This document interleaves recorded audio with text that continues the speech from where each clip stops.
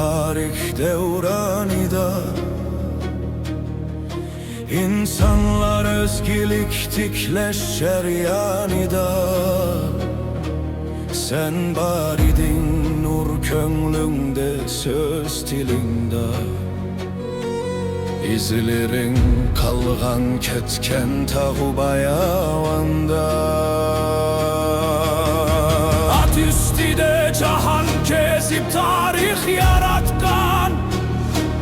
Yaylaklarda şehir kurup cennet yaratkan Yazıkı bilen eller araylim tarkatkan Kanlık kurup kevimlerini özüge karatkan Uygurum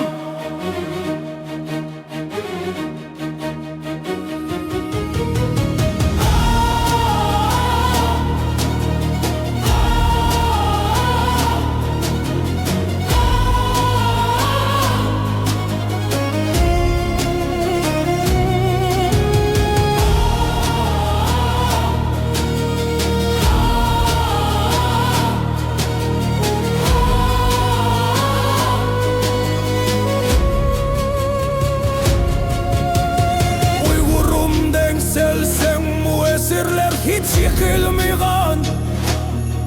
Ruhunda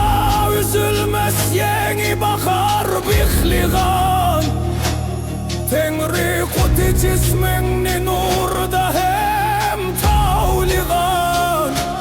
Kök astida rizkindin seni hiç ayrımigan Her zamanın köngli ayrım yolu başka Yollarың mezmun edin hem kayrilmigan Okşaş dil bir nehme Yezilgan mengi taşka Kepletlerde menzildin Seni hem az durmigan Uygurum men kelbimdin Su sepip turup Yıllarga erkige kimlik